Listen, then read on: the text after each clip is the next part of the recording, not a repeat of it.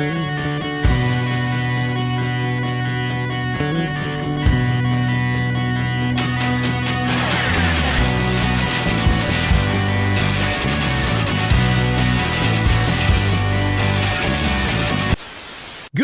evening, and welcome to another episode of The Breakdown. This is going to be an interesting one. It's a panel. We're doing a panel discussion tonight. It is being recorded on, as he checks his watch, February 14th. It will be going up on February 15th. So, God willing, there shouldn't be any major changes between when we're recording this and tomorrow, but it is Alberta, so you never, ever really know. We're talking recalls. We're going to be talking recalls tonight. We're going to be talking to a few folks who have been organizing recalls across the province. And it's going to be hopefully a little bit of a different discussion than what has occurred thus far. And with all of that being said, I am very excited to welcome to the program three folks who are organizing recalls for MLAs across the province of Alberta. From Medicine Hat, we have Holly Turnbull. From Calgary, Alberta, we have Melissa Craig, and from St. Albert, I believe.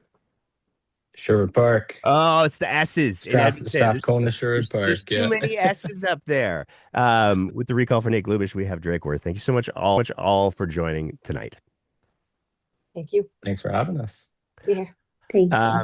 Yeah, these panel discussions, well, it takes a little while to find the rhythm, but once we do, it goes fairly well. I think what I'll probably do is I'll bookend Holly and Melissa and all of my questions. I'll throw Drake in the middle, and that way we can just bounce back and forth like a fun game of Pong. But before we get into all of the things that I'm excited to get into, I want to do a little bit of an introduction of everybody, and I'm going to ask Holly to go first. So, Holly, before we talk about why your extreme satisfaction with the current government led you to organize a recall, who is Holly Turnbull? So I'm a regular Albertan. I'm a mom of four. I own my own business. I'm a registered health professional here in Alberta. And I'm also a veteran. So I guess intersecting across a few different cultural identities. But I live in rural Alberta, just outside of the city in Cypress County, and it matters to me that this province is going in a healthy direction for our kids. I make it a rule, so I'm going to say this. Thank you very much for your service. Anybody who is brave and or crazy enough to serve in the military deserves nothing but gratitude. So yeah. Drake, who is Drake? Yeah.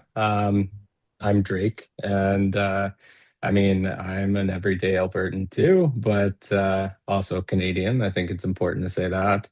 I'm a father too, which is, my main role, and I'm currently kind of switching over. I too served 8 years, and I'm switching into being involved in academia and more in the community now that I'm not bouncing around and gone for, 6 to 7 months of the year. So, Well, thank you for your service too, sir. This is somebody's pissed off the veterans is all I'm saying. what are the odds, eh? Right? Melissa, who is Melissa? I guess I haven't served, so I can't say that about myself. But I am a teacher with the Calgary Board of Education, and I have been for 13 years. And I am a mother of two little boys who have all of the energy in the world and keep me incredibly busy and on my toes. But I'm an everyday Albertan. I am Canadian. I am proud of my province. I was born and raised here. I've never lived anywhere else, and I want to continue living here for a while still. And that's part of why I'm involved with this kind of stuff, because I think that it's important that we keep Alberta livable and part of Canada, and that's where we are. So, well, thank you for being a teacher, because I hear that's super easy these days. Hashtag sarcasm. Let's start with the obvious question, and I'm gonna go, like I said, Pong. So Melissa, you're gonna be the first one to answer this one. y'all are organizing recalls. So, first question, who put you up to this, Melissa? Was it the NDP or was it the unions? It was neither, of course. I know, right? Seems the obvious answer. No one put me up to this. This was all me. This was, when teachers went on strike and we were trying the ATA on behalf of teachers, and I am part of the ATA because I am a teacher who pays my dues to the ATA. When the ATA was trying to bargain with the board, the Alberta government, and they were not meeting in the middle, let's say. I'm trying to be politically correct here because there was words on both sides, but that was frustrating. And then of course nobody wanted to go on strike. That is the last thing teachers want to do. While I was on strike, I wrote a bunch of letters to all of the people that mattered. My own MLA, Rajan Sani. I wrote a letter to Dimitrios Nicolaides. I wrote my letters to the premier. I wrote letters to the opposition. I was not happy about the way things were going. And I actually got to have a phone conversation with Rajan Sani, and she went on and on about how much she supports teachers, how her kids went through public education in Calgary. And, she sounded genuine. She sounded nice and said all the right things. And then on the 28th or whatever it was, 27th, when they went into the legislature to vote on Bill 2, I watched the entire thing. I saw her stand up in support of Bill 2. And that was sort of the nail in the coffin for me. That was when I said, that is not okay. There is nothing about that that's okay. It got rushed through. That was undemocratic. There was no consultation. Nobody had actually read it. And later that week, she actually had a town hall in our community, which was lovingly attended by many members of the community, not just teachers. And she outright said she had not read the bill before voting on it. And to me, that's not good representation of my community. That's not something that I would want. I want people to be informed of what they're voting on before they vote on it. So I was already gathering support at that town hall. It was well timed, and I was able to get a bunch of people who were very angry on my side. And we amassed a pretty good group of people right away. And it wasn't long after that I submitted the paperwork and got this ball rolling because I was just not impressed. And then, of course, it continued to snowball from there. But that was really the thing that started it all for me. And once I dove into it, learning more about who Rajan Sani was, discovering all the things that she's been involved with, Bill 40, for example, the Bill 18, and also that she ran for the leadership of the UCP, didn't win, came in 6th. And she ran very strongly against Danielle Smith and against what Danielle Smith wanted to do when she became leader. So for her to run against Danielle Smith, then say she wasn't going to run again in the 2023 election, and then get parachuted into Calgary Northwest from Calgary East, just kind of, those pieces didn't fit together well for me. So I still haven't gotten an answer about why that happened. I'm sure money was exchanged and pockets were lined, but here we are. So all of those things put together made for me thinking this is not what I want in an elected representative. So Yeah, it's fun because she was the MLA for Calgary Northeast, and that's where I live. So sorry. Um, Drake from Strathcona, Sherwood Park. Um, was it the haircut that got you angry at Nick? Because he used to have luxurious hair, and then Danny came in, and all of a sudden he's gone like full IB nerd. So, what was it about? What was it about Mr. Glubish that made you go whoa, whoa, whoa? Well, I mean, first with in regards to the hair, conditioner can get pretty expensive. So That's fair. I don't doubt the question to chop it off. But no, honestly, the main concern, I think it all started with Bill too. I mean, it was a slippery slope, and I knew it would be.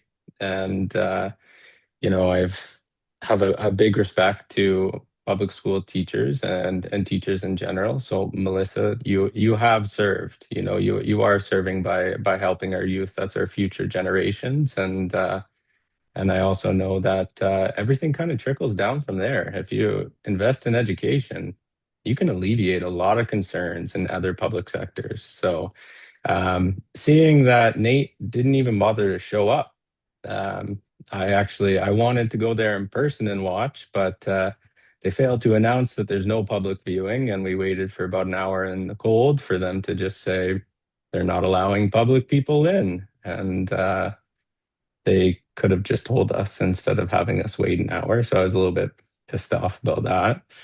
And but seeing that pass, he didn't show up. So I sent multiple emails, multiple phone calls, and received no response. And eventually I received a response to an email, and it was very obvious that it was a copy and paste, a quick control C, control V, and on your way, carry on. And that's not representation. And then after that, watching closely, I saw it unfold. They say, "Oh, we're only going to use it once," and to it being it's a tool in our toolkit. Well, I have a fire extinguisher under my sink. Doesn't mean I put my gas stove out with it every single time. So it's a poor excuse in that area. But even moving forward, I started to see that there's more people who have the exact same concerns. Copy and paste emails, no replies. And when I started to dig even deeper into it, I actually did a good data analysis of his social media, public area, and I noticed a trend that the only time he ever speaks about the constituency is when he shows up to an event to get a nice picture and say, "Hey," or he throws a hashtag on, Merry Christmas or Happy New Year. Other than that, it's all about tech and innovation, which I realize he's the minister of, but it's, you're an MLA first. And to represent a constituency, you have to be out there involved.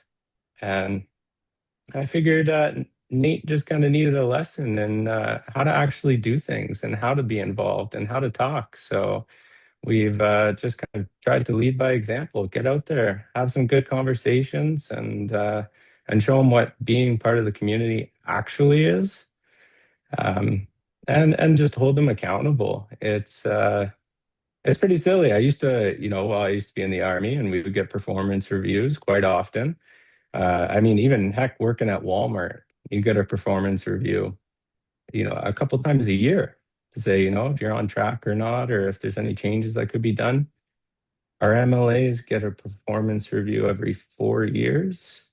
Well, four That and a half. doesn't make sense. Yeah, four and a half. It doesn't make sense. We should have opportunities within those 4 years to be able to say, hey, you're not doing what we think you should be doing, representing us. You're doing the opposite there.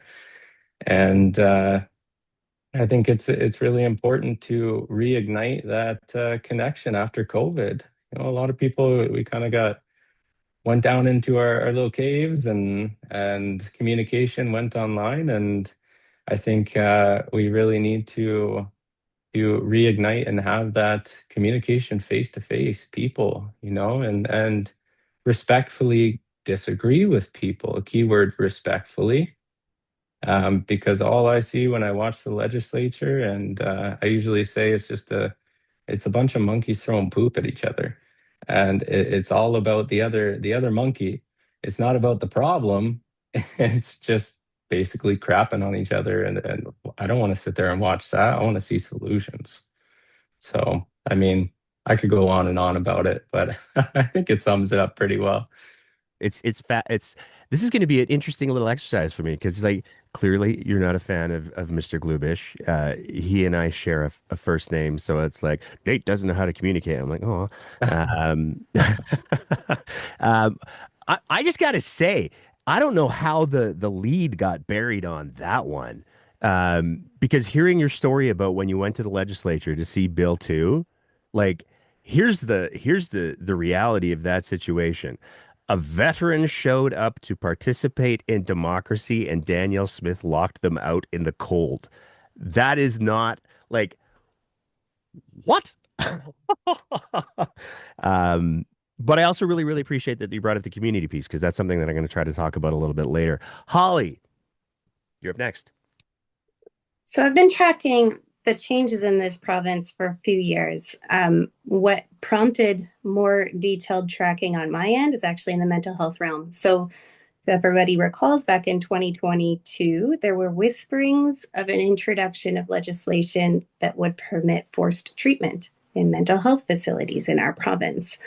And I wanted to know everything about this and what was being proposed, under what evidence-based research was it being proposed, or if this was simply another ideologically based effort. And since then, specifically last year, so I met with Justin Wright in February of 2025, and that was one of my first questions for him, was because all we could really piece together was newspaper articles from different media releases, followed by the effort seemed to be quieted down with very little public support, and actually after significant public outrage at the suggestion until February. So I met with Justin one-on-one. That was one of several concerns that I had brought forward. And I wanted to know specifically if this was still in the plan or on the agenda for his government. And he laughed and he said, no, that's not something we're considering at all. And days later, it hit the headlines and they released what I refer to as the Uncompassionate Intervention Act, which allowed this government with Bill 53 to strip Canadians of their charter right to life and liberty. And so that was followed very quickly by a local town hall where I confronted our premier and Justin Wright with the question of, under what evidence-based research are you removing charter rights from other Albertans? So interestingly enough, under the Mental Health Act, we already have legislation that allows us to force individuals in treatment if needed for their protection or the protection of others. There's lots of reasons why that's not implemented in any kind of method that is to brag about. There's room for improvement, I'll say that, in that legislation. However, to go from that to this new legislation, what it essentially does is it allows this government to license facilities to force individuals into treatment facilities.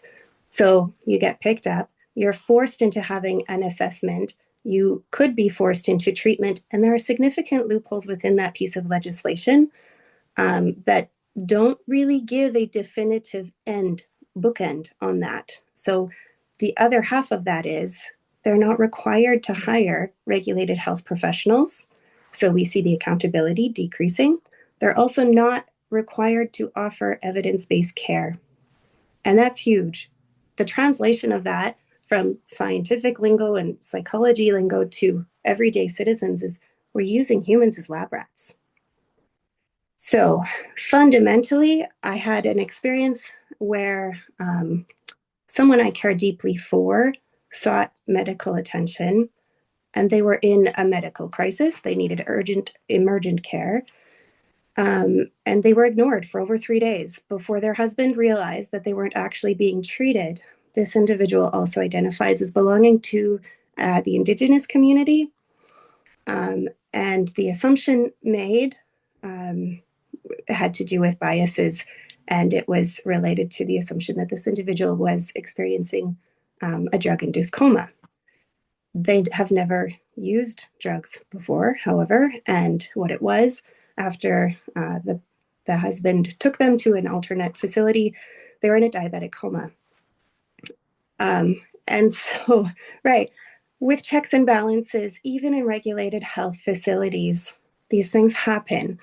And that's why we have to ensure that we're educating ourselves, figuring out what our biases are, and looking at those and educating ourselves and having the humility to do so respectfully, right? And so the consequences, the potential for harm, when we're talking about forcing individuals into treatment facilities, it's huge. So personally, that's what has prompted the tracking of what's shifting and changing in this province, specifically to Justin Wright.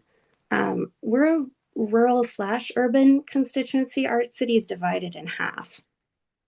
Clean water matters. So without clean water, we can't irrigate our fields. We can't water all of our livestock. And that implements an impact on our food source, like right away. Our MLA said nothing in the legislature with respect to coal mining on our eastern slopes and the very real, predictable risk of selenium toxicity in our headwaters. We don't have a technology available to us today to adequately remove selenium from our headwaters when it predictably enters them, to my knowledge. I'm not a biologist, but I trust science, right? The only response we've received from this government is, well, AI will help us. Don't worry, we'll catch up. That's not a response. To me, that's irresponsible governance. And it really makes me wonder if this government has our best interests at heart for any ranchers, for any farmers, landowners, the landowners' rights. It's a significant concern. And then the notwithstanding clause. So we have 4 children. They vary in age from elementary all the way up to university age range. Our teachers, they help build healthy minds. They are critical. I can't do my work without the amazing support from our teachers. And we just have so much deep appreciation for the educators in this province. I don't know that words will ever fully express how much I appreciate teachers. They really do make a difference. So for this government to have gone outside of labor legislation, which again already allows a legislative tool to force individuals back to work, that already exists. We didn't need to use the notwithstanding clause. So for them to supersede those legislative regular processes, we're taking away rights from Albertans, and government is overstepping. And anytime we see that, we would expect to see an increase in accountability, an increase in caution, an increase in exploring what are the risks of harm? Who are we going to harm? So then as a parent, for us to have kept the kids home for that length of time, for this government to resort to using the notwithstanding clause, and for them to all return to those classrooms in exactly the same circumstances that they left, I'm furious. This is completely unacceptable. There was a lack of governance, a lack of representation. And for Justin Wright to respond to me most recently in December when we met, and I asked him if he still felt the same about how he voted on Bill 2, which was in support of it, his response was that he now feels differently. He was the only voice of dissent at the table, allegedly. That doesn't cut it for me. If you're a voice of dissent and you don't vote against, well, that tells me you have something else motivating how you're voting in the legislature, and it is not representative. It's not representative of those you're supposed to represent. I could talk about Bill 9, but similar, that is completely unacceptable. This government is also taking away rights from youth, from parents, from health professionals. They are removing parents' right to choose evidence-based treatment based on ideology. And last but not least, I could talk about this for so very long, but I was limited to 100 words, so I'm sorry. But another big piece, I think most individuals in this constituency, regardless of their political views, would agree, we would expect an elected official to use facts and truth-based anecdotes in our legislature. When those are contradicted directly by the RCMP, which they have been based on a story that Justin Wright introduced into our legislature, we would expect a correction of the public record, because that lives on. That is what bases the direction of this province and voting on various pieces of legislation. So it was offered in support of creating a provincial police force. We all see what's happening south of the border. I hope to high heavens that that does not translate and spill over into Alberta, but also based on what the direction of the legislation and the shaping of the way forward that I'm seeing, I don't know why we would expect it to do anything other than what we're seeing unfolding south of the border. For context, and just to make sure I have this right, the comment that you're referring to from Mr. Can I call him Mr. Wrong in this context? Because I feel like that works better. He was referring to an incident where there was a request for police service, and he not only misrepresented the call type, but he misrepresented the response time. And certainly when we're having a conversation in the province of Alberta about whether or not we want our own police force, it is important that we have that conversation based on things that are actually happening, not fairy tales that Justin Wright tells himself before he goes to bed. Not saying, just saying. Um, Thank you all so much Yeah. for that. And I think the thing that I want to sort of, and please correct me if I'm wrong. This is not. Oh, I forgot to ask Drake and Holly.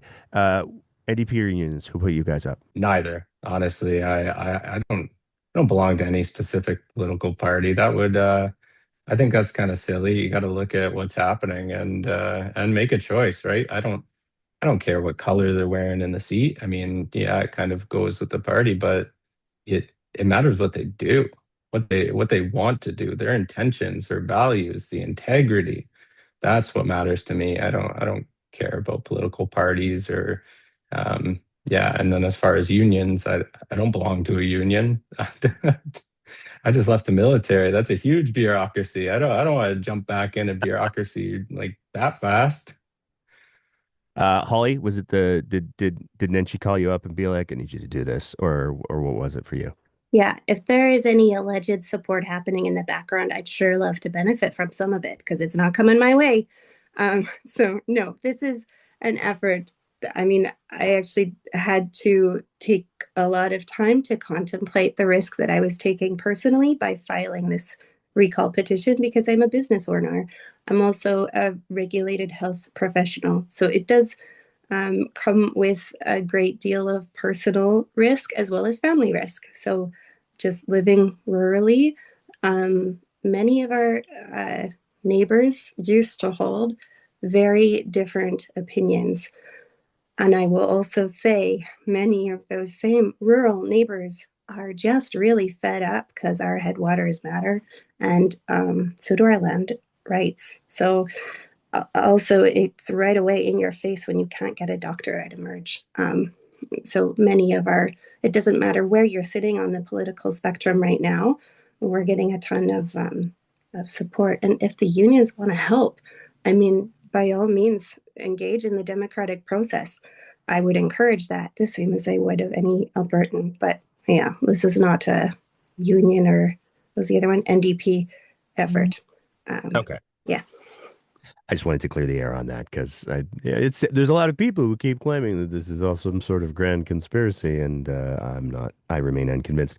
I do want to touch on two things that you said really quick, Holly, because uh, the story that you shared about the First Nations Indigenous person who was unconscious for 3 days.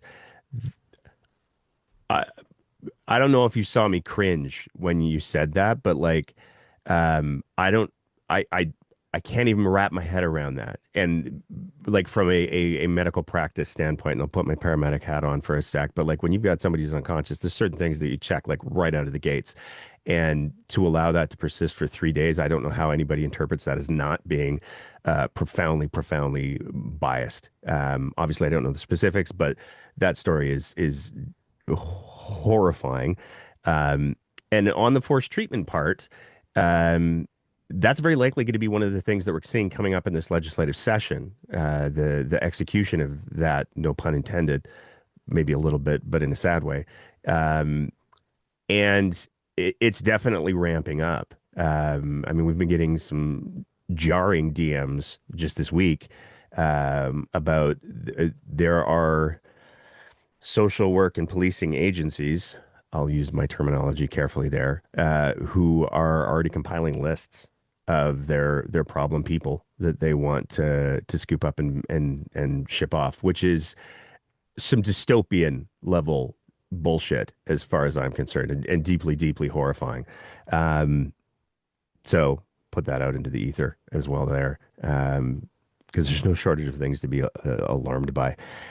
How's it gone? And I'm going to go back to you first, Holly. What has the reception in your community been like? I don't want to hear. I'm not going to play the game of, well, how many numbers do you have? What percentage are you? Because that's boring to me. It's largely immaterial. Because I'm looking at the legislative calendar for the next year, anyways, and I'm pretty sure we're going to see an election in October. But that's just me speculating. But how has it been going? What has been the response like? What are people in the community saying? And the big thing that I'm interested in hearing, I'm going to run the board with all of you, is has this been an opportunity for people to get a little bit educated? Because I know there's a lot of people who almost take pride in not engaging in politics because it is such a uh, feces throwing exercise. But have you been all been able to have conversations with people where there's sort of been like a wait, what moment for people? This is such a great question. So we knew coming out of the gate, meeting the target for numbers was going to be a stretch. So it was never about meeting that target for us throughout this effort, I guess. It has been, how do we bring back our community to have these discussions with one another? How do we build community?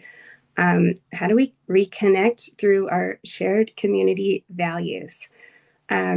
Because regardless of how you feel politically and how you vote on that one day every 4.5-ish years, we all have similar values. So, I want to start by sharing something else that Justin said to me in that December 2025 meeting. Was he said that it was highly unlikely he and I would ever agree on anything. And I corrected him right away. And I said, I'd have to respectfully disagree on that. We both have kids. Both of them are growing up in this community. All of us want the best for our children. We just may have a very different idea of how we might get there. And so there was at least a recognition on that point that we were able to agree on. I am really enjoying the conversations that we're having with individuals who, there's so much anger in this community. But when we're able to meet them with a level head and just, that we're not actually here to stir up trouble. I think the sentiment that was shared by our MLA was that we're abusing the use of this recall act, right? And that prompted a kind of a domino effect of anger and frustration. And accountability matters. Representation is kind of the whole point of him holding office and representing our constituency. And so once we remind individuals that, the whole point of this petition is to ask that our MLA represents us and the issues that matter to us living in Cypress Medicine Hat constituency, the conversation shifts almost immediately. And they're like, okay, let's talk about this. Like, yes, absolutely. Let's talk, because that's where we start to get real progress and change on matters that are of consequence.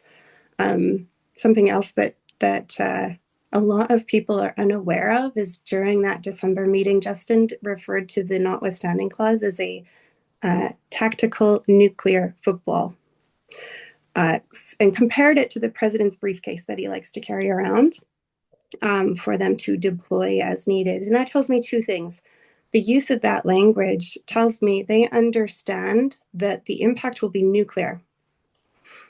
It also tells me that since they've used it so much already and he refused to agree to refrain from using it again without ensuring sufficient consultation, that they think that they are entitled to use this whenever they should so please. And that to me tells me that they have learned nothing from history lessons of the past. So I think when we start engaging and having these conversations, it's actually, it's really bringing the community together in terms of our ability to have constructive discourse. And that is an essential ingredient in any healthy democracy. And without it, we see communities and entire countries become divided. And my heart breaks for what I see happening for my friends who live south of the border. It's not happening there. And we've got to get ahead of this here before we see it unfold. I love that you talk about the shared values because I do think that's true. I think that the division that we see is a function not of shared values; it's a function of flawed data sets. To make it really geeky, I know, like I care a lot about my kids. I also know David Parker cares a lot about his kids.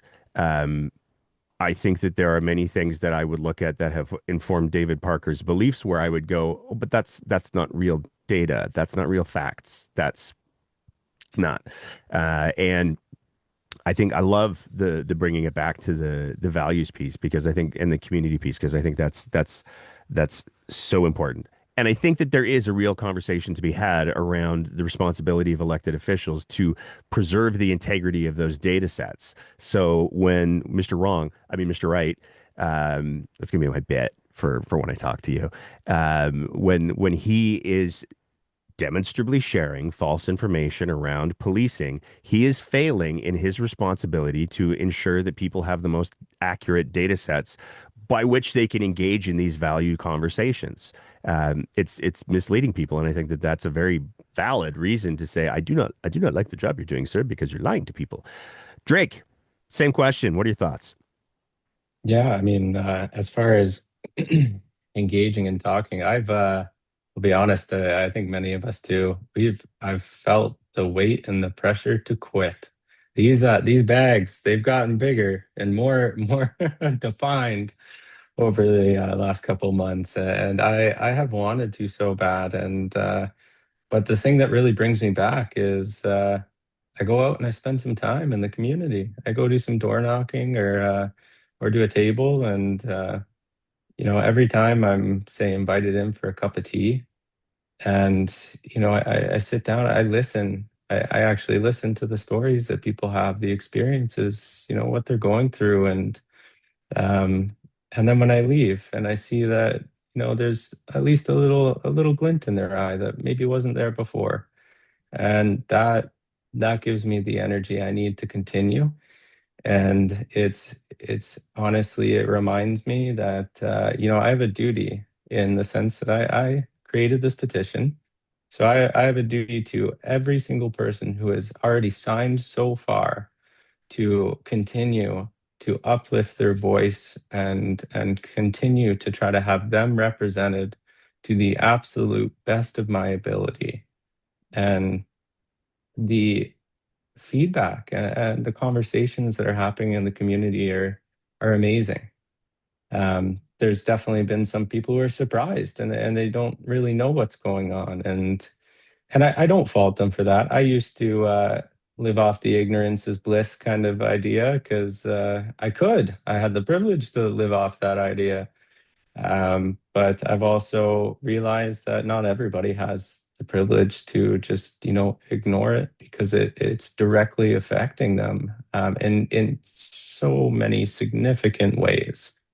And so part of that is to continue to use the privilege that I have to try to uplift those voices and really help. Because I've been in times, I've had the times where you're putting food on the conveyor belt, they're scanning it through, and you put your debit card in before you could check your balance and everything on your phone. And I didn't know whether I was going to eat.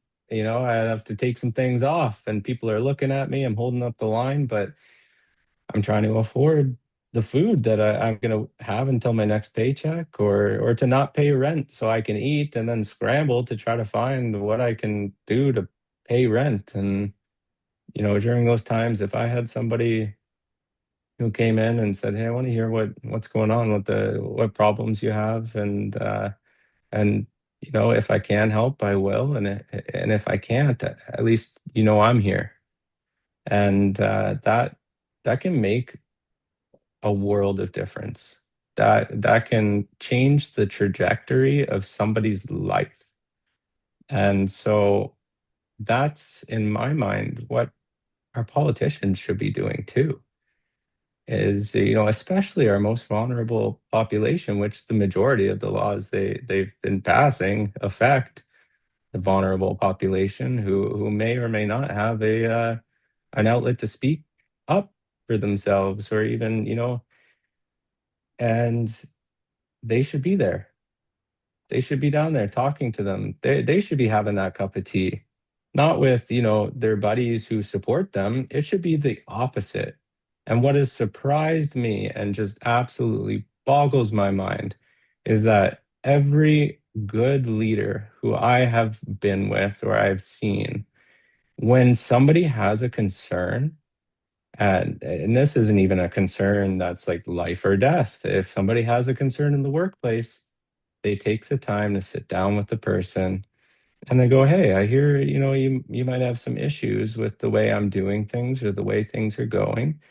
Talk to me about that. Can you tell me what's going on, and let's move forward together collaboratively and see what we can do." And I've just experienced radio silence. I have no idea why Nate has not just reached out, or why he hasn't, come to a signing location and just said, "Hey, I see what you're doing, and I really want to sit down and hash this out. Let's figure out how we can improve moving forward."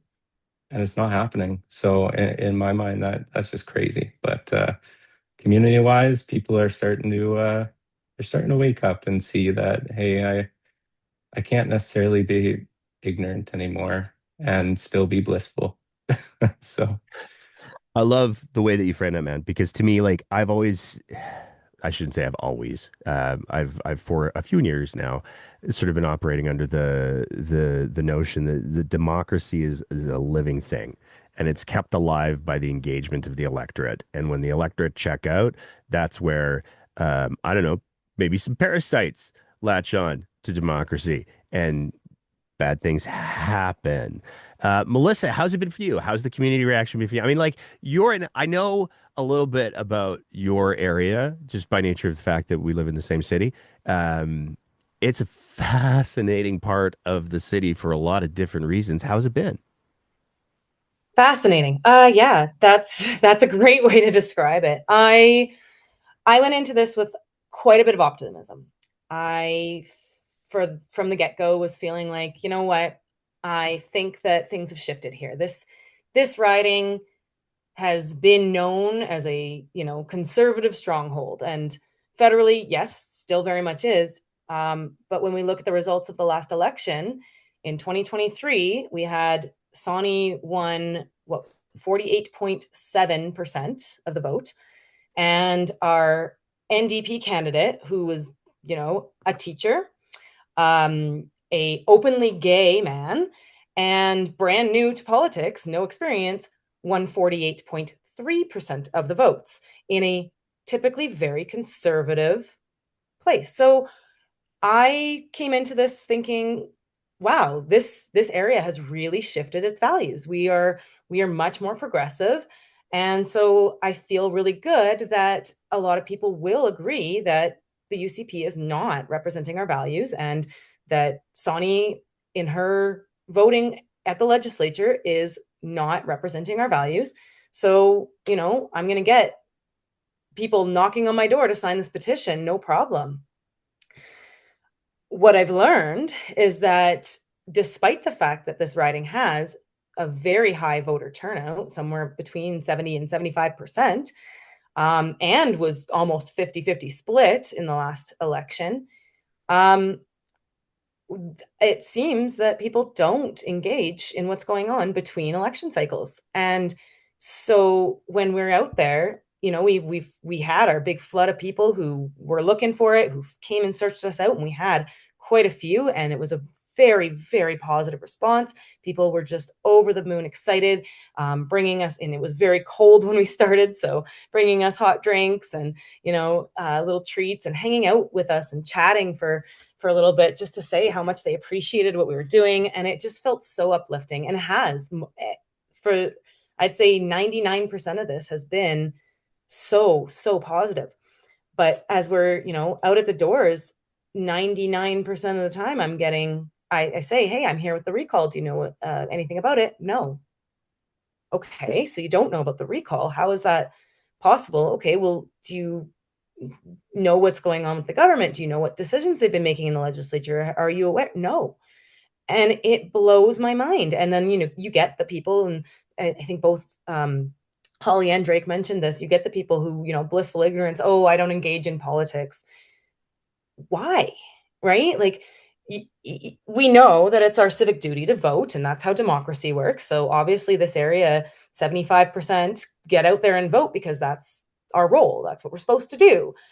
But it's not just vote and then check out. It's vote and then see if the person who's been elected is representing what you are hoping they do, right? And that's where I am. I mean, you don't just hope for the best. You follow, you make sure, because they are making decisions that do have a profound effect on our lives.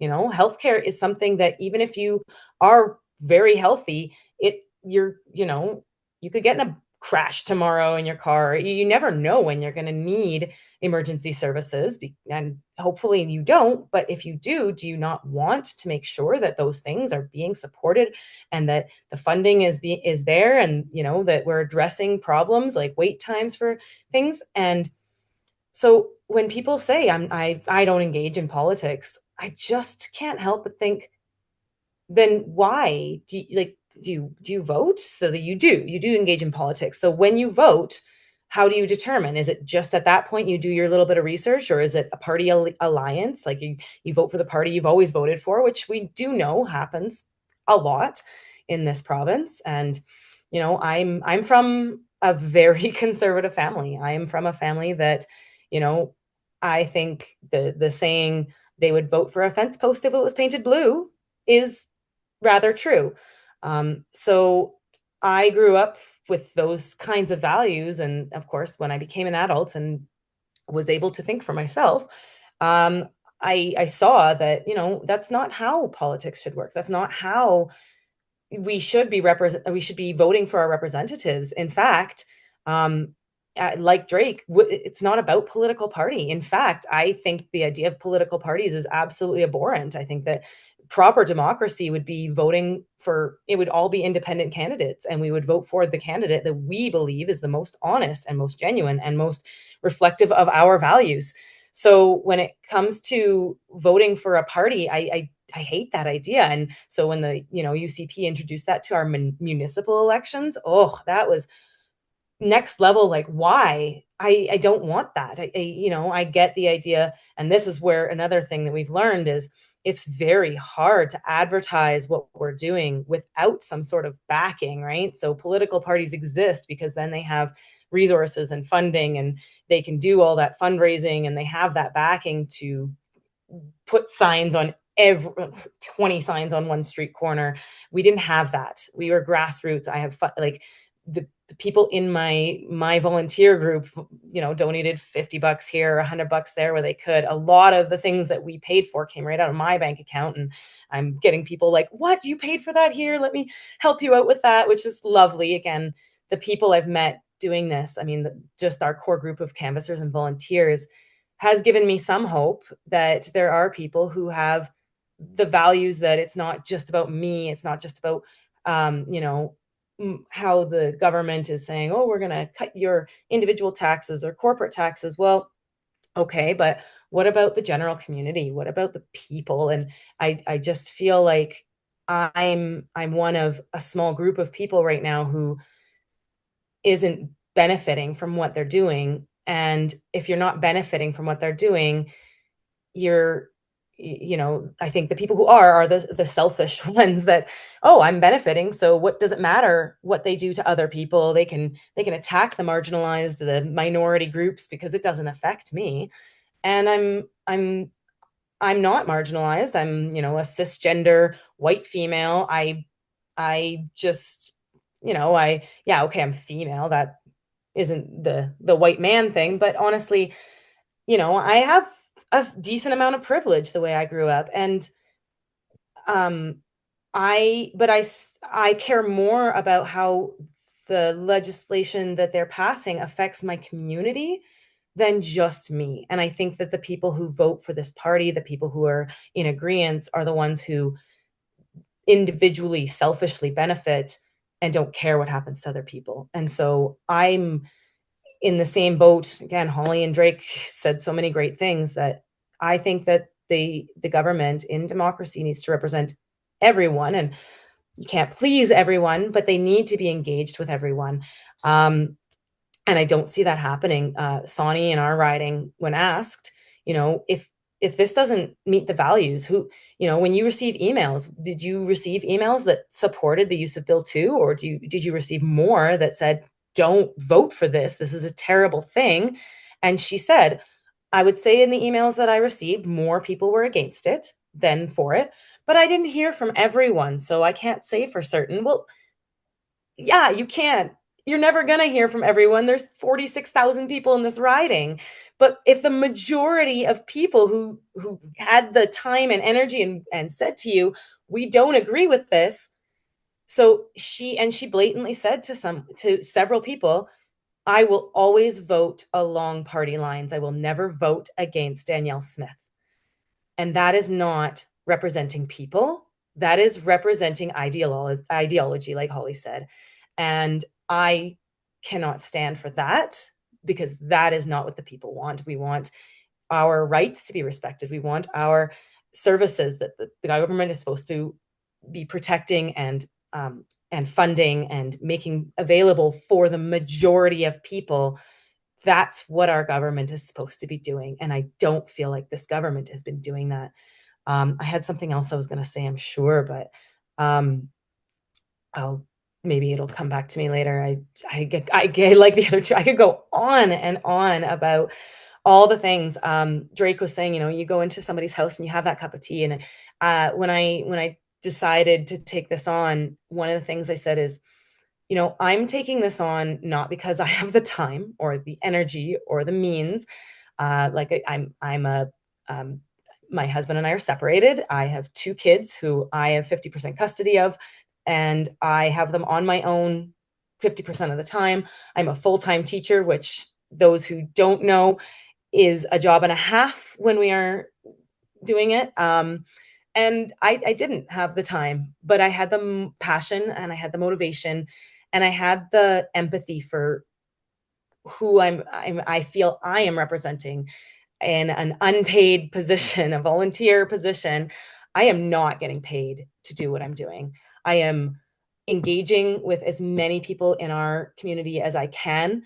I am the one who's answering emails, and I answer every single email as soon as I can, because I'm trying to kind of be the person that I think our represented official should be, in that, they should be engaging with people. They should be talking to people, and even the people who oppose them. And they should be responding to everyone's email and not with just copy and pasting the same party lines that everybody's been doing. And I'm doing that all on my own time, which is not a lot of time. And I'm not getting paid for it. So when I elect someone who is making way more than I do and is getting paid and is given the time to do this job, should do a better job of it than me, who's not getting paid and doesn't have the time. And that, I think I'll end there with my little rant, because I think that's the most important thing. Yeah. And I mean, they've got staff too, which is important, because they've got constituency staff that can field some of the emails and stuff. So there's very little good reason. As all of you were talking, I was making some notes. And I'm curious, because this kind of goes into my last question. Danielle Smith has talked about the fact that she's enabled the separatist referendum, so it's a release valve. And I think she believes that if she lets these people do their petition and it's unsuccessful, then they'll just go away, or that she can squash it in the legislature, or like I think she's gamed out a bunch of different possibilities where she can somehow shut this down. Worked great for Jason Kenney, so I look forward to seeing how that plays out. But one of the things that's striking to me is like I think so much of this goes back to COVID, in that pre-COVID, things were relatively stable. In the pre-interview, we were talking about the fact that when the breakdown first started, we were like, what are we going to talk about? We better find something. Because it wasn't the term that I coined last week, the bullshit buffet. It wasn't that every single day. COVID happened and it destroyed a lot of people's sense of stability. And I think that there's a lot of people who are on the more extreme end of things. I'm trying to find a nice word. But when we get into the land of chemtrails and WEF, I don't know that that's a very, very flawed data set, is what I'll say. And I think that there's a lot of people who sort of fell into that because there was so much instability during COVID. And I think that Daniel Smith and Rob Anderson and their whole little Jolly Pirate Nixon group did a very, very good job of going, hey, we've got this incredibly activated group because of the instability of COVID. We can ride them all the way to the legislature. Let's do it. And I think that one of the unintended consequences of that is they use that opportunity to create a space for their bullshit agenda, whether we're talking about the forced treatment, whether we're talking about the use of the notwithstanding clause. I mean, anybody who I think recognizes and uses a metaphor to describe the notwithstanding clause as a weapon and then goes, and that's why I picked up the gun. I have some questions. But I think one of the unintended consequences of this could be that because they've destabilized so many other things, they've destabilized healthcare, they've destabilized education. I'm curious what your thoughts are on whether or not this process is going to be a release valve for you and the people that you're working with, or whether or not this is sort of, oh no, we're just getting started and we're going to stay engaged. And like, I could see the exhaustion. I'm going to go to you first, Melissa, because we're still playing Pong. But I could see the exhaustion in your face as you were talking.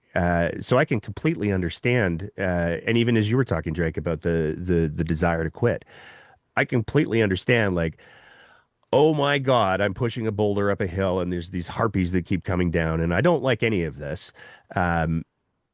What are your thoughts? Is this something that you're going to hopefully you take a break? Hopefully it's on a slightly smaller scale than an entire political campaign that you're organizing. But I'm going to start with you, Melissa. Is this just a release valve? Are you going to walk away and be like, to hell with this, or is this the beginning of something for you? I'm gonna sort of take what you said there, an entire political campaign. It honestly is exactly that. And it's not, we're not promoting any particular person or party, except that we're just trying to hold one accountable, right? Like that performance review idea that, in any place you work, they would review whether or not you're doing a good job. And it's not every 4 or 4.5 years. But this recall has been essentially a political campaign without the backing, the funding, and all of those things that go along with the political campaign. So it's been a political campaign and then some, because again, nobody here is getting paid for this. This is all volunteer. Any donations have gone right into paying for, flyers to go out, or signs that we put up in the community, or, printing constantly papers and things. So yeah. Is this just a start? Absolutely. For me, 100%. I got into this because I couldn't sit back and just let that, I couldn't let it happen. That couldn't be the end. That was not acceptable to me, that they just, signed off on bill 2. I got sent back to work, and that morning I went into my job as a teacher. I went into the school and I was like, okay, I'm here, I'm doing my job. This is, a job that I love. I care so much about. I'm here for these kids 100%. That's why I'm here. And it was those thoughts that I broke down. I just bawled my eyes out because I felt so defeated that I just spent the last 3 weeks out in the community at rallies, wearing my red sweater that I'm sure needed to be washed a few times because I wore it every day. I fought tooth and nail for these kids. I didn't vote for a strike because I didn't want to be in the classroom. I didn't vote for a strike because I was being greedy. Honestly, the salary part of it was very small for me personally. Do I think that teachers should keep up with inflation? Yes, but there was so much more to supporting these kids. And I've seen just so many kids fall through the cracks in education because I don't have the capacity in my classroom to support them. I don't have my school that I work at, we have 700 students, and we have classes at all grades that are around the 30 mark. My class this year is 27 grade 6s. I have, 5 students who are EAL, which means English language learners, that, I have to adapt work for them or create ways that they can engage in work so that when they listen to a lesson and I'm up there teaching, they're listening to a Charlie Brown adult, right? It's want because they don't understand everything I'm saying. So I have to make sure that they're not getting left behind and that they can learn English. And we don't have somebody in our school to do that with them. So I have to go then afterwards and, either print translated materials in whatever different languages. I have to plan my lessons with, both English writing and visuals. And then when I describe it, I have to, draw additional things. There's so many, and that's just one small group of 5 kids who don't speak English. Then I've got kids who have learning disabilities, whether it is dyslexia, dyspraxia, autism spectrum disorder, and their engagement looks different too. And we talk, ADHD is a thing. I have it. I'm aware of how students work with it or don't work with it because they haven't learned coping mechanisms yet. Their brains are still developing. And so I have to plan my lessons to be a certain level of engaging. I have to take space to have, movement when it's required, or teach kids how to appropriately use a fidget. Otherwise, it becomes a huge distraction to them and everyone around them. There's more than just teaching the curriculum that goes into that. So I felt like this government, who I know has not spent a single day in a classroom that matters, and learned about what is needed, and says, oh, just throwing money at the problem. Yeah, okay. So then take what the experts in the field are telling you. The ATA has been trying to engage with you. Teachers have been trying to engage with you, and you're not listening. Well, it was after the use of the notwithstanding clause, that Vashi Kapelos did just the most brilliant interview with Nicolaides. And if you haven't seen it, I thoroughly cannot recommend it enough. And she took him to task. She didn't just, hold him to the flame. She set up a bonfire and threw him in it and just said, why did you trample over the teacher's rights? Why were you never listening? And his response was, oh, I was just looking at something yesterday about, the BC agreement that teachers that in BC. And it's like, how are the Minister of Education and you're just looking at this now after the fact, that's your job. You're not doing your job.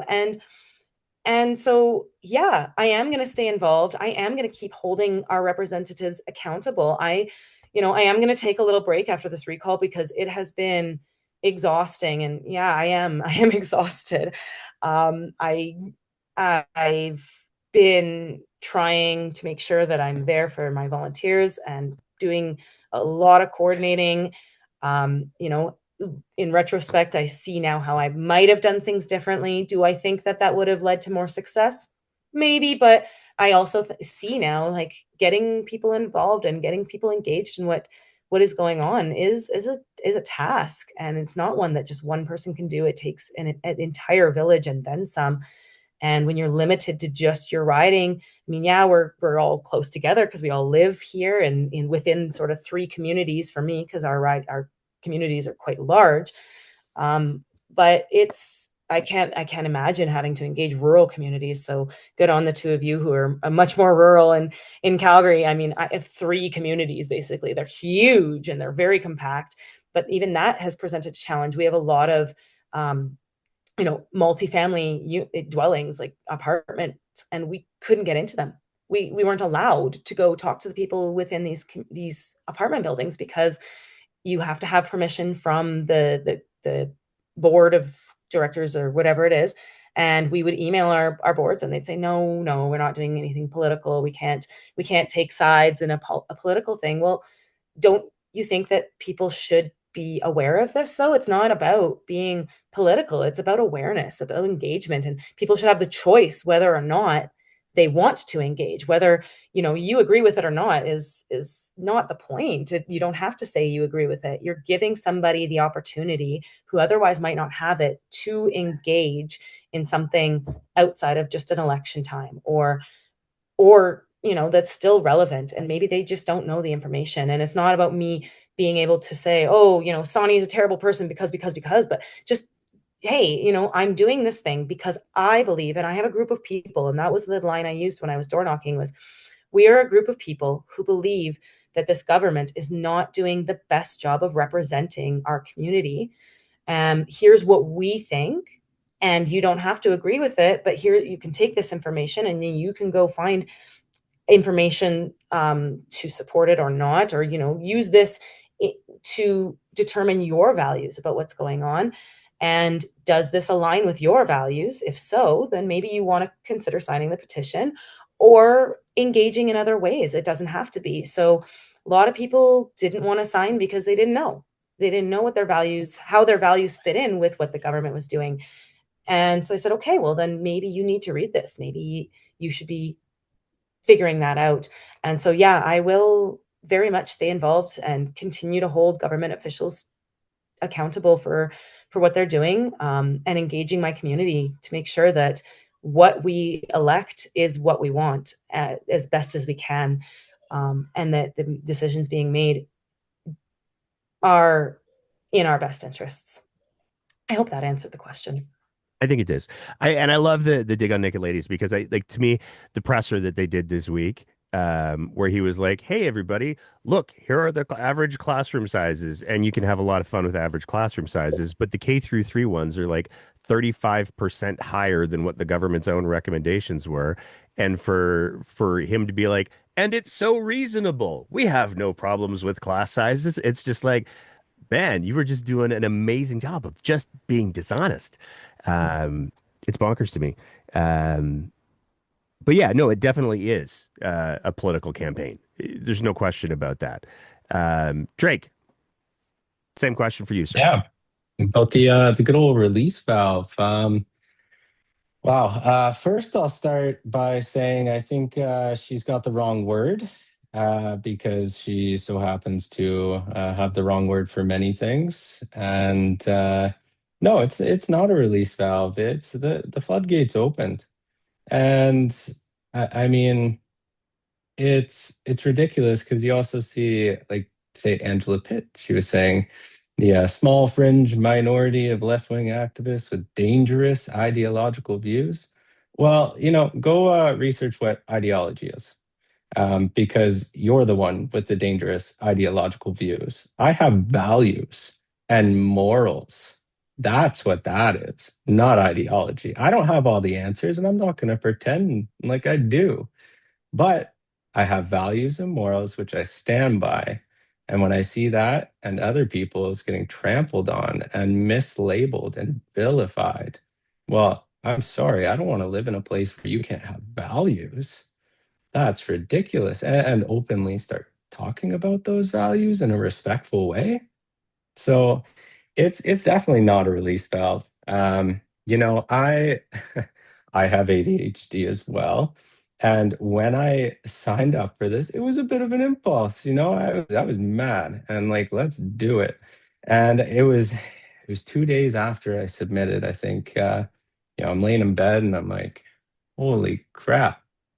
Like, there's no going back. Like, I signed up for this, and I have to represent. Like, I gotta, have something, light a fire under my own butt, and keep on going.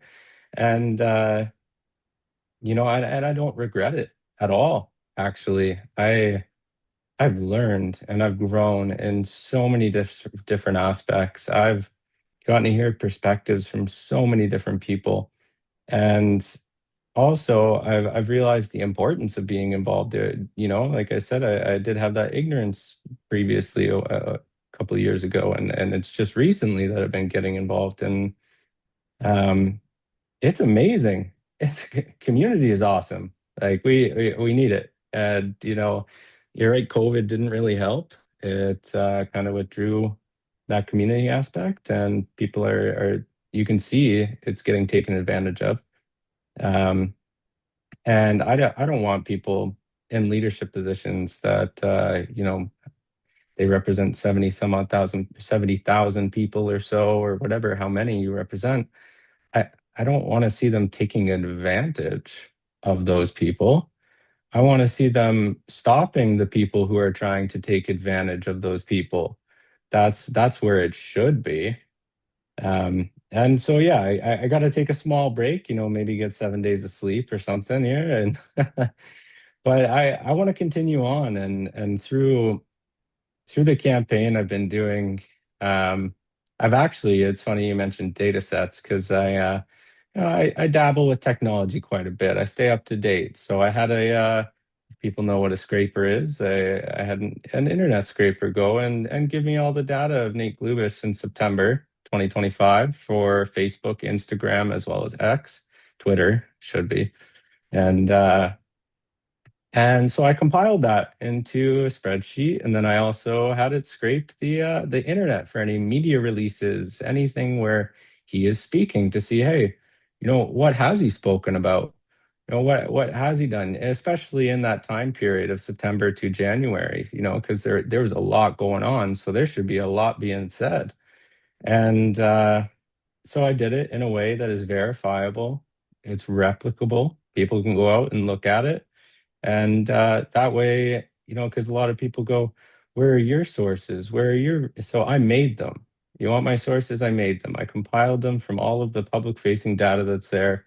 I took the entire Hansard of the fall sitting as well. And then he spoke once, which was, yeah, it was not really about much. It was more just throwing some feces again, and uh, and also talking about tech, which is, yeah, I realize he's got to talk about it a little bit, but there's a little more important things going on. Um, and so, no, it is not a release valve, and I'm going to continue. And what we really need to see is not just change in communities, but we need to see change in politics. We are not creating an environment or an atmosphere that draws in the best of the best to represent us. Just hard stop. We are not. You know, Nate, you mentioned, and this is the good Nate mentioned, that he's not going to go into politics. Like, his wife's going to kill him. Well, reason being, it's probably one of the biggest reasons is it's so freaking toxic. It's dangerous at the moment in some ways. I mean, it takes away some time from your family, which is really important. And I've been asked that, like, why am I not running? And I say again too, my wife would kill me, because she would. I mean, I'm surprised she hasn't yet, with the the amount of time it takes to do these recall petitions. But I don't want to go into an environment like that. I from when I served in the military, their atmosphere is dated.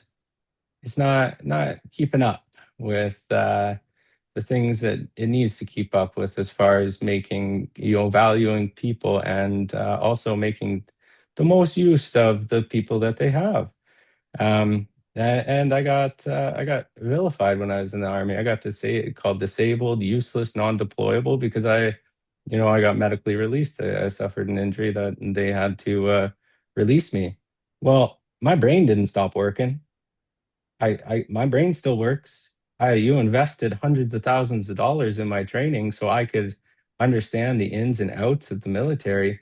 And now because my body doesn't function exactly how it did before, you're gonna just throw me out, which I get. It's, you want deployable people, but in my mind, when that happens, not everybody goes. So I fought against the decision that, because I had some bad leadership and I fought and it was tiring.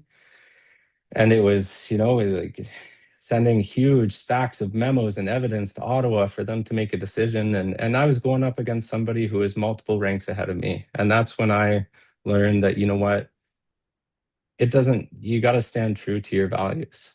You got to stand true to that and you got to fight, even though it's tiring. You got to try with every ounce that you have. And I was lucky that it didn't go necessarily, it wasn't a waste of time in my sense, because there were some people with a decent head on their shoulders in Ottawa that said, hey, we'll keep you a little bit longer because we can't. And I think it just goes to show that the people that we say are leaders, like MLAs, I think they need to take a bit of a class before they take that seat. Really understand what leadership is. The things that you need to do to be a good leader, and also get out of the freaking echo chamber, because that, yeah, it's a comfortable spot, sure, but you're isolating yourself from other voices, but also all of the other beauty that's out there in the world. You don't like they you got to get out there and experience. You have to talk to different people, and especially when their views oppose you, because I want to hear the side of your story. Why do you think so passionately about this? Like, let me hear what got that passion in there, because I want to understand. Maybe I'm missing something. And you have to take that time, and it gets me angry. But anyway, and it blows my mind because Nate is talking about technology and innovation constantly. Well, how about you start innovating these systems within our government? How about you start, using that background that you have, and the power you have within the technology sector? Why don't you make a way where you can compile accurate, verifiable data sets, like using the system that teachers have right now, a provincial system, secure logging in, to allow any teacher to put any type of concern into a form. It gets sent in, gets compiled, and put into a report. Now you have 51,000 professionals that are doing the job of what? I don't know how many people are on that stupid education board that they're creating, task force BS. Is they have a task force, 51,000 teachers, where it would be pretty dang easy to implement a small thing on that website where they can input what's going on in their classroom. And then you can take that and see, hey, what are the patterns here? What can we do? And you didn't even hire anybody new to do it. You used existing resources. Oh my goodness. Yeah, and you didn't have to Because pay. you, yeah, exactly. Nothing above and beyond there. And it blows my mind. And do the same with doctors and nurses too. It's very easy. The systems are already there. You just have to implement something small within them, and you can solve a major amount of problems. And yet, all I hear and all I see that Nate talks about is AI, AI. Let's bring in AI data centers in without consulting the people who live beside where you want to put those AI data centers, without fully doing investigations and report on water consumption within those areas when we've just experienced multiple years of drought. And then, not to mention the energy too. You think our energy is expensive. I know Danielle Smith a little while ago was posting about energy costs, and saying that we have such a low energy cost by quoting the price per kilowatt hour. It's like, yeah, how about you include those transfer fees and distribution fees in there? Then your price isn't so nice looking. And you bring AI in, who's going to consume that, and well, now the prices are just going to go up. Do you think that's what's going to happen? So, like, we need town halls. We need simple forms being sent out, and not the forms that the UCP governments send out, where it's not all encompassing as far as answers go. It's, do you strongly agree? Do you agree? Or, sometimes it's kind of like I'm undecided, and then it's like, what button do I click? So I don't agree with it whatsoever. And they ask the questions, the questions they want answers to. So no, I mean, it's going to go on. And with the teacher strike too, it just, Melissa was mentioning that it didn't have to be that way, and it really did not. I think, every teacher and their dog knew what was happening the summer of, and going into the end of the school year in June. And did the government just want to, maybe take a break from their cushy vacation, just to, hey, get some boots on the ground and sort this out so it doesn't actually affect the kids and the teachers and everybody involved? Because, I know, and Holly, what it's like to serve. And I don't just, if there's a fire out in BC and we're getting, bugged out, I don't just get to say, hey, I'm not feeling it right now. I'm really liking my vacation. Like, I just want to stay here. I don't really want to go help the people, tell the fire to wait, whatever. It's, no, you are a public representative. You're a public servant. So your first service is to the people. That is it.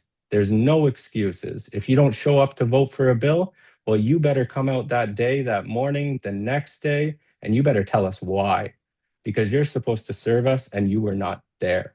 And how do you expect those men and women who also, serve in the military to go out and want to protect you and your family if you are not serving too? And it just hates the name, and it boils my blood. I Is can if tell. you're in that, yeah, if you're in a public service position, that is your priority as a job. That's it. And I know a lot of people, well, I mean, teachers and military personnel, police officers, firefighters, paramedics, like, you are serving the public, and you are going to make sure that you do the best you can. And if you don't do the best you can, or if there's something that happens, or if there's some weird thing that goes on, you explain it and you talk about it. You don't try to hide it. You don't try to cover it up. You talk about it and you be honest, and just say, if you made a mistake, I made a mistake. I'm sorry. And it's not what I wanted.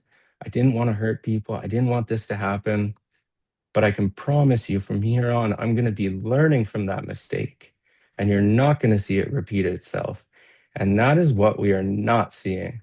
We are not seeing responsible, respectable MLAs in positions of power in that instance. And that needs to change. And I will continue that fight until it changes. And even then, I'll continue to make sure it stays that way.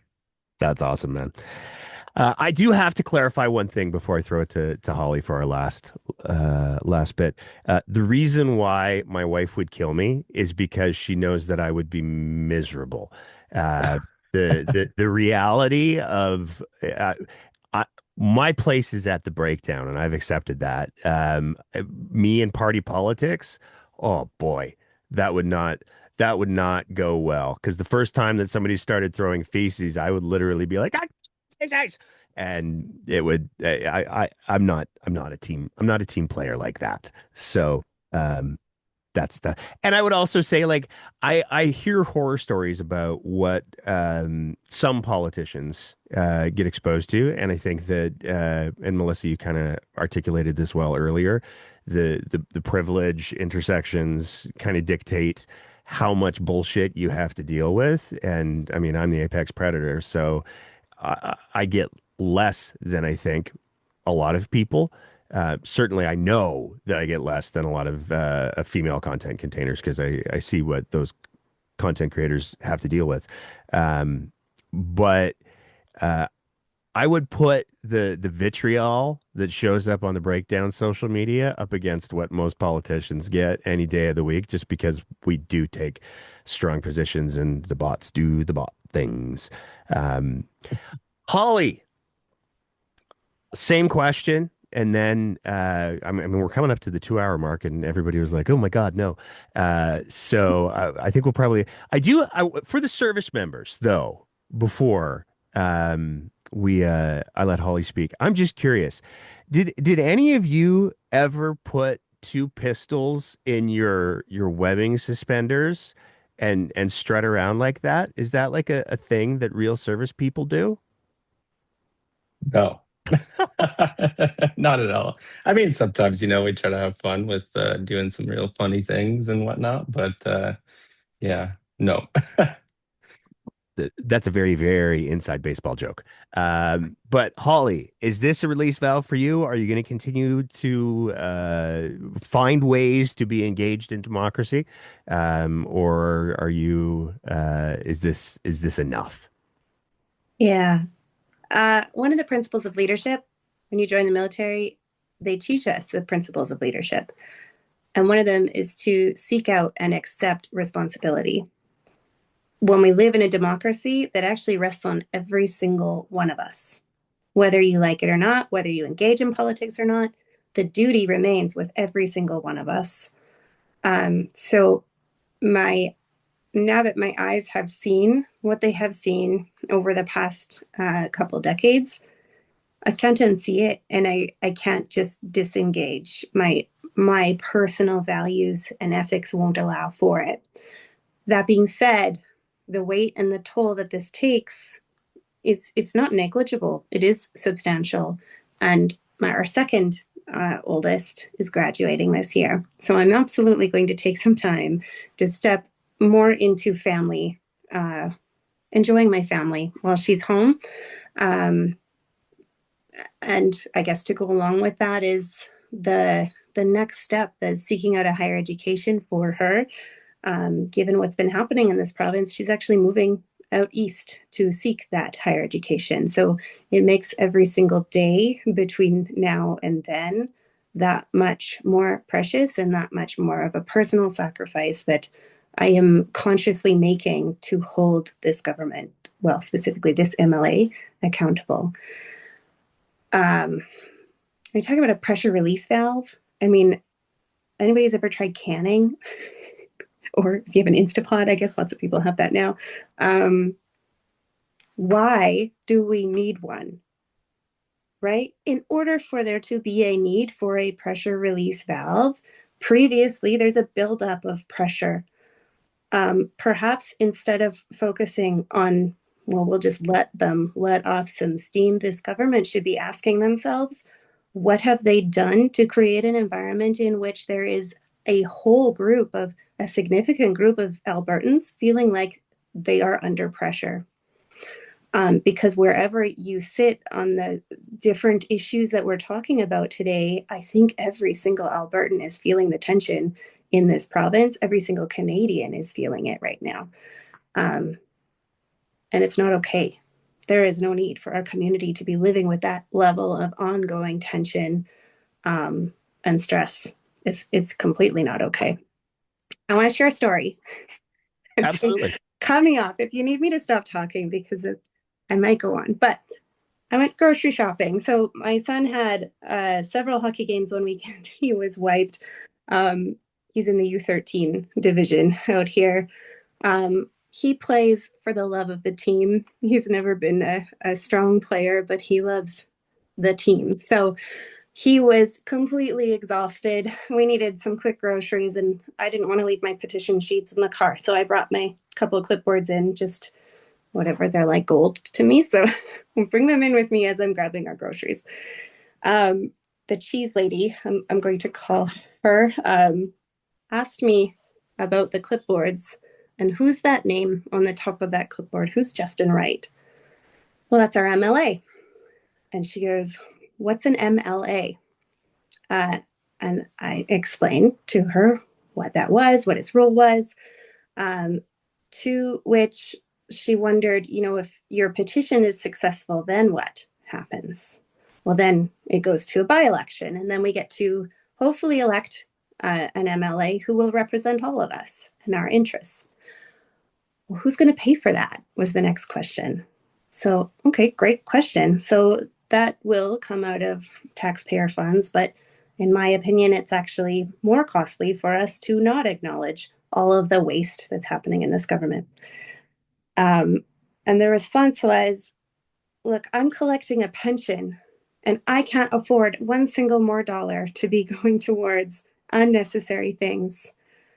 And I look at my son, he's like white in the face. He's dead, tired. And I'm like, okay, we're not going to go anywhere in the next 5 minutes. And I need to put him first. So I said, that's fine. Luckily, we live in a democracy where you get to have whatever opinion you have.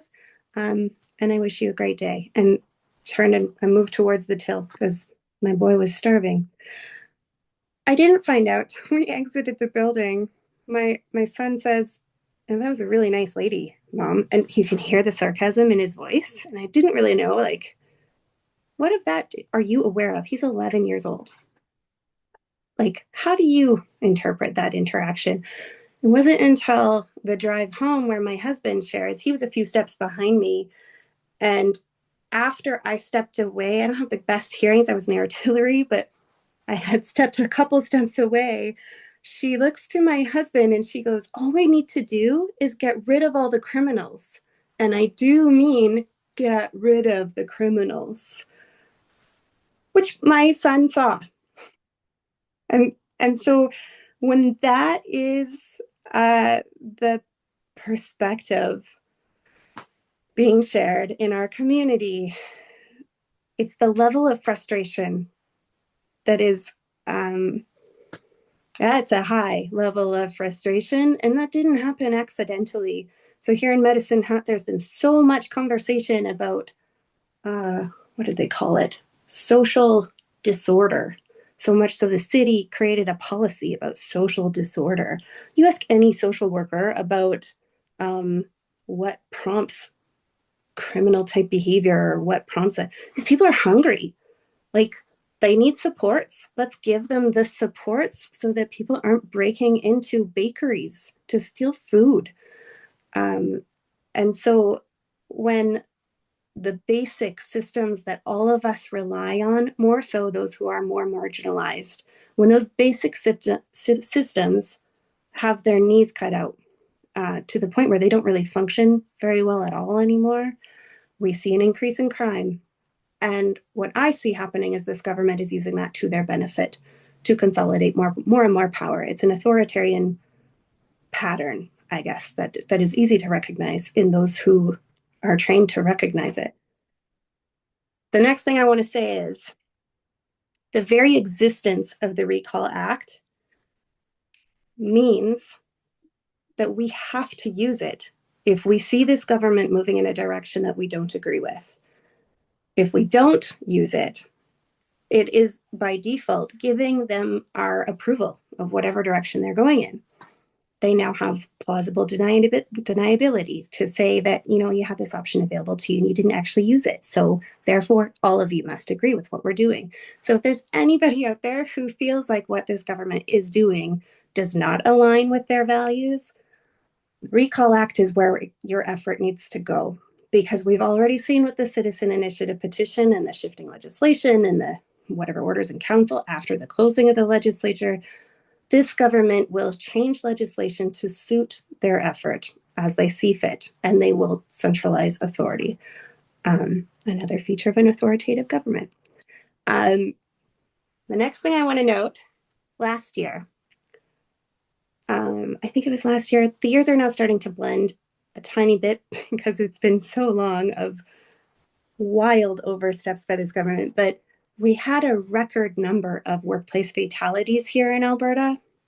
the most in one calendar year this century. I went back all the way to the year 2000 because that's what I could find available online.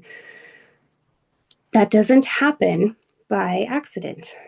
So what my career used to be in occupational health and safety, we humans, we default to the most easy path by default. And that's why we have regulatory bodies. It's why we have legislation to set limits on how we work, how we live, and how we do things. So given this government's decreasing of legislation and regulation and almost like making it, he used a word, Drake, that reminded me of this one specific aspect, but they almost villainize the very regulation in different areas to make it like, well, we don't need any of that. It's Alberta, Wild West. That's what Bill 40 is all about. I just want to throw that out there. Bill 40. Yeah. I don't remember looking into Bill 40 last session, but Bill 1 now also gives this government the ability to dismiss treaties or agreements that Canada has signed up on. And where that all comes together, workplace accidents and workers who then get injured at work and WCB and AISH clients, combine all of that with the shift towards ADAP. If this government is no longer honoring international treaties, is that going to include the UN, what is it called? Rights of Disabilities Individuals. That's not the right word, title of the document, but there is a internationally governing document that we agree to adhere to and uphold to respect the dignity and life of individuals living with various disabilities. And that impacts every single person who lives with some sort of alternate ability in this province. And it's not lost on me that those are also the individuals more marginalized and currently being targeted with Bill 12 in this province. And that means we have to keep speaking up. We have to continue. The next thing I want to say is about public participation. We need space to participate in democratic processes. Elections are one thing. You go to the place you're designated to go to, and you know where to go to vote because you get the card in the mail. But these recall petitions and citizen initiative petitions, it's almost as if they're created and offered as here, you have this option available to you. If you don't use it, we're going to use that as permission to just carry on doing what we want to. But if you use it, also, you have to find your own spaces to engage with the public in. There has been a huge educational effort in Medicine Hat and Cypress County to really fine-tune and learn what is a public space, right? There is a publicly owned facility, but if it's rented out to this sports organization for this event, are we allowed to canvass on the sidewalk out front of the doors? Well, back and forth for several months, and no, they want us across the street from the front doors of the facility, which kind of renders it pointless because nobody walks across the street from that, right?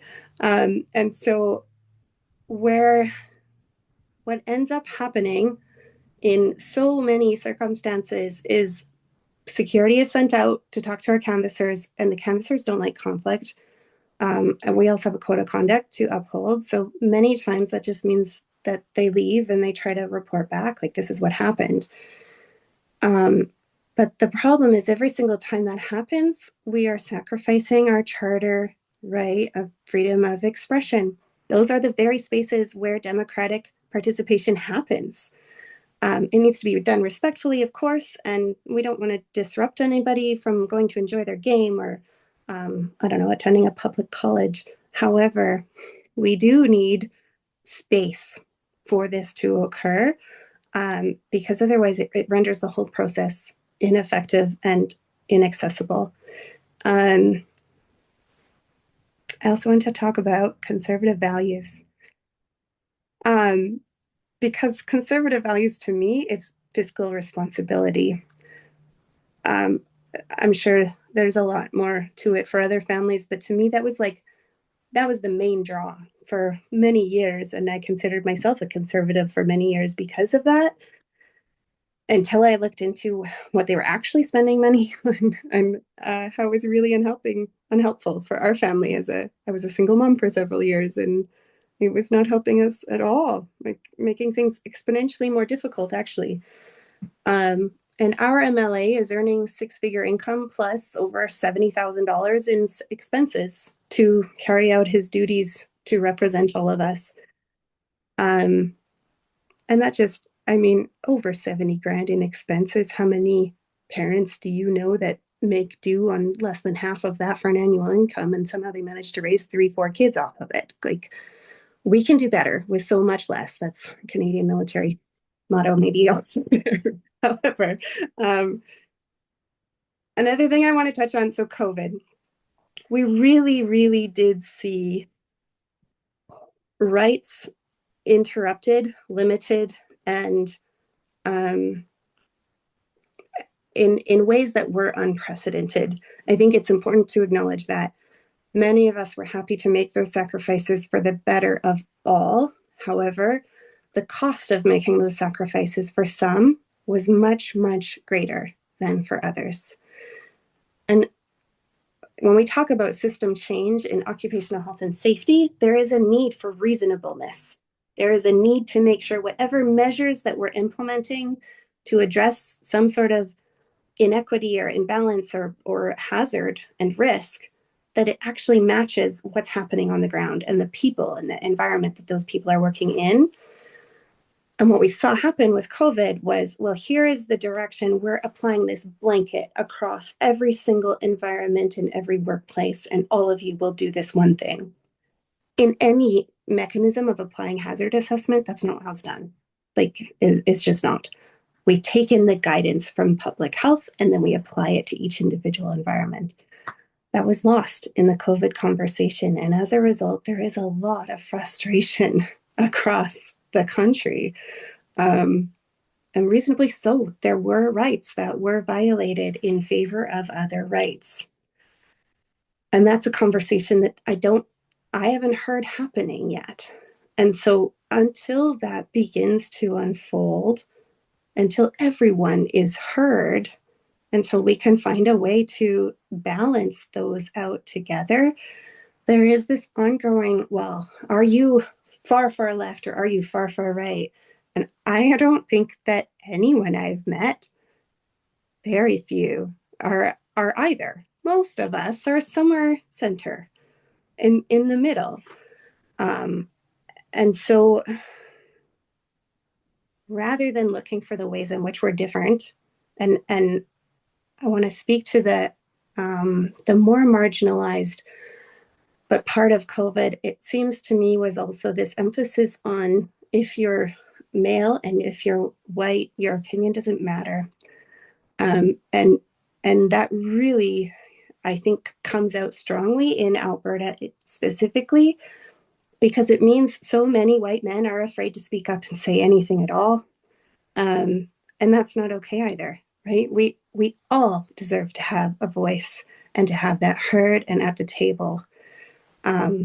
It does give us certain more privileges, the different intersections in our identity. However, it doesn't mean we stomp out or we don't listen to some within that are more privileged by different aspects of their identity. It becomes a balance and the nuance, the dance and the nuance. Which brings me back to the pressure valve. We can capitalize on our differences to motivate a whole group of people to move strongly in one direction. We know from psychology that that's true. We also know that if we look to see the similarities, if we look to start our conversations in the shared community values, that we can come together and rise above. So I'm not done. Yeah. Okay, that's No, I love that. And I do think that there's nothing wrong, to be clear. I do think that there's nothing wrong with acknowledging that COVID sucked. It sucked for everybody. I think there's no question that there was a lot of moral injury that occurred to the general population. because on one hand we had certain premiers saying, "Hey, everybody, you're not allowed to do these things. We're totally going to do these things ourselves, though." And I think that it's a failure of leadership. I think it's an abdication of responsibility, and I think that's where a lot of the harm came from.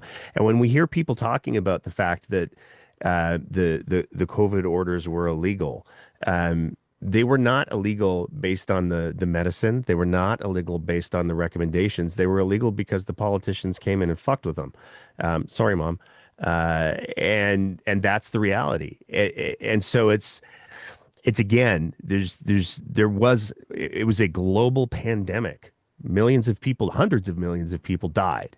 Um, it was not fun. And I think that it's okay to acknowledge that. The concern that I have with the whole conversation that occurred around it is, instead of leadership stepping forward and saying, "Hey, we got this big thing we got to deal with, and it's going to suck. And we're sorry for that, but we're going to do our best to make sure that it sucks the least and it sucks in the appropriate ways." We had people trying to politically massage it. We had people trying to weaponize it. And we have Danielle Smith flying down to Mexico for ivermectin and hydroxychloroquine and live streaming it. Like, none of that was helpful. And I think that speaks to what you were talking about, Drake, in regards to the quality of people that are attracted to the political sphere. Everything that all three of you have talked about are legitimate grievances. This is not the fringe left. This is not we're manufacturing things because Gil McGowan said so or Naheed Nenshi said so. It's none of that. There are very real concerns.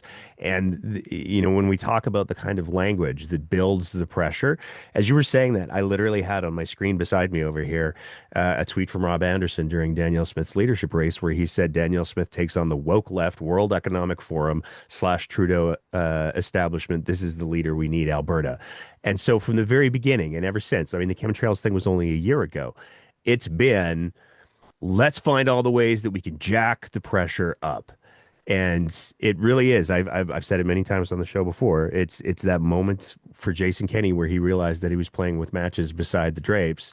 And meanwhile, we've got Rob Anderson and Danielle Smith running around with a spray can full of gasoline. And when that goes up, it's going to suck for everybody. Thank you all so much for taking the time to chat today. Um, and again, I don't want to get into the numbers stuff because I don't care. I think there's much bigger conversations to be had coming out of all of this. I'm really glad to hear that all of you are going to take some time to recharge and rest, because as somebody who's been, like I said, involved in political campaigns, it is a absolute meat grinder, and it's a dull one. It's not like the blades are sharp so that it's over quickly. It's just slow and miserable. But there are moments of joy to be found in it for sure. So thank you all so much for taking the time to chat. And I don't know how much time is left for any of the recalls in your areas. I'm going to ask each of you to plug if there's like a website or anything that people can go to, and then we will mercifully call it a day on this 2 hour long episode. So we'll keep going with the game of Pong. Holly, you first. Where can people go? How much time is left? All of that good stuff. So ours closes March 23rd, and you can go to recalljustinrightnow.ca for finding our canvassers. And we thank everyone so much. Thanks, Nate. Drake. Ours closes just after the first week of March, so March 11th. And you can always go to recallnate.ca to see where our signing locations are, as well as, see the experiences that people have submitted onto the website. These are our people in our community. So I encourage you to take a look and look at resources that we've put up there too. I'm going to totally have to buy that domain name when this is done, just for my own safety. I'll transfer it over for you. Perfect. Melissa. Forgot I had to unmute. We are running out. We have 1 week left. We are done on the 22nd of February. You can go to recallsawney.ca, SAWHNEY. I've had to spell it so many times now. It's a weird one. And yeah, it just, hopefully the word is out there and people want to engage and just, take the time to talk to some of the canvassers who are out there. We've got such great people and they're just doing it for the community. We're here for people. We want to help people. That's it. Awesome. Thank you all so much. Thank you. Yeah, Really thank appreciate you, it. Nate.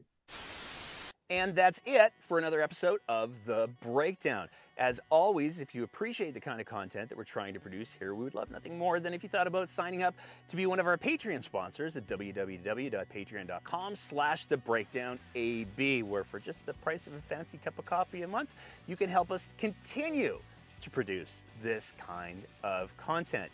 Whether you're listening to the audio version of the podcast, in which case, maybe leave a review and a rating, or whether you're watching it on one of our streaming platforms, we want to say a big thank you to everybody who is part of the Breakdown's audience. And as always, take care of each other and keep the conversation going.